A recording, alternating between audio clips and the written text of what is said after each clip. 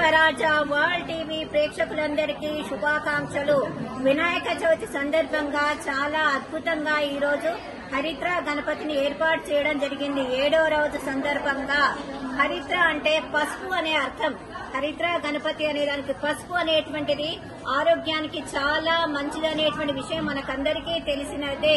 ప్రత్యేకించి పసుపు రాసుకోమంటే ఎవ్వరూ ఇష్టపడరు, కానీ భగవంతుని పేరు మీద మనం చెప్పినట్టయితే ఒక నమ్మకంతో ఆ పసుపును ఉపయోగించడం ద్వారా ఈ వెనక ఒక ఆరోగ్య సూచన ఉన్నది. ప్రతి పండగ వెనక ఒక ఆరోగ్య సూచన ఉండడం మనం గమనించవచ్చు.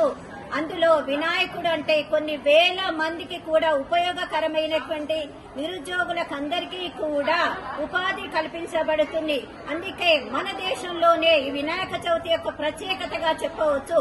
ఇంకా హన్మకొండ ప్రాంతంలో చూసినట్టయితే చాలా రకరకాలైనటువంటి వినాయకులను పెట్టారు.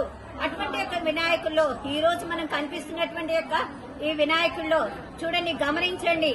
ఒకవైపు సుబ్రహ్మణ్య స్వామి, ఒకవైపు రాముణ్ణి కూడా పెట్టారు. అంటే అందరికీ ఆనందాన్ని కలిగించాలి. మానసికమైనటువంటి ఆనందం, ఆరోగ్యమే మహాభాగ్యం అంటారు కదా. మానసికమైన ఆనందానికి మించినది లేదు. అది మన జీవితంలో చాలా ప్రధానమైంది. ఇక 7వ రోజు హరిత్ర గణపతి గురించి చెప్పాం కదా.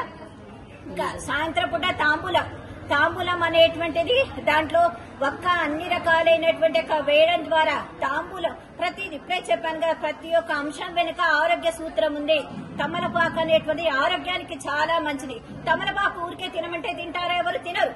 కానీ మనం ఏం చేస్తాము, దేవునికి పూజ చేస్తూ తాంబూలం తీసుకోండి, ఇది దేవుని పూజ ప్రసాదం అనగానే ఒక రకమైన భక్తి భావంతో నోట్లే వేసుకుంటారు. పిల్లలు పెద్దలతో సహా. పిల్లలు కూడా పోయి తమలపాకు తినరా నాయన అంటే తింటారా? ఎవరు తినరు. కానీ ఏం చేస్తారు, ఇది తాంబూలం పూజ చేసాం అనగానే వెంటనే కళ్ళకద్దుకొని ఇష్టంగా తింటారు. అదే దీని యొక్క ప్రత్యేకత. రేపు వస్తే మనం 108 ప్రసాదాలు అన్నాం కదా. భోజన ప్రియుడని చెప్తున్నాం ముందే. వినాయకుడు చాలా భోజన ప్రియుడు కనుక రకరకాలైనటువంటి ప్రసాదాలు, ప్రతి ప్రసాదము కూడా అద్భుతమైనదే. అది దాంట్లో భగవంతుని యొక్క ప్రేమ, అభిమానం, భక్తి దాగుంది. ఎప్పుడైనా భక్తిని మించినటువంటిది లేదు. భక్తి దాగున్నది కాబట్టి ఆ భక్తిలోనే నిండిపోయినటువంటి యొక్క ఆ ప్రసాదాలు 108 ప్రసాదాలు రకరకాలు నివేదన చేసి ఇక్కడ చెప్పాలంటే అందరినీ ఇక్కడ ఒక్క చోట చేర్చడం అంటే మన సాంప్రదాయం చెప్పడం, మన సంస్కృతిని తెలియజేయడం, అది ఉద్దేశం. మన సంస్కృతి సాంప్రదాయాలు మనం మర్చిపోకుండా ఉండాలంటే ఇటువంటి యొక్క ఏర్పాట్లు జరగాలి. ఇటువంటి కార్యక్రమాలు జరగడం ద్వారా 10 మంది ఒక్క చోట చేరి మన సాంప్రదాయం, హిందూ మతం యొక్క గొప్పతనాన్ని తెలుసుకుంటాం. దానికి కారణమైనటువంటి రెవెన్యూ కానీ రామాలయం ఇది వేదికగా కావడం అనేది నిజంగా చాలా అదృష్టంగా మేము భావిస్తున్నాం.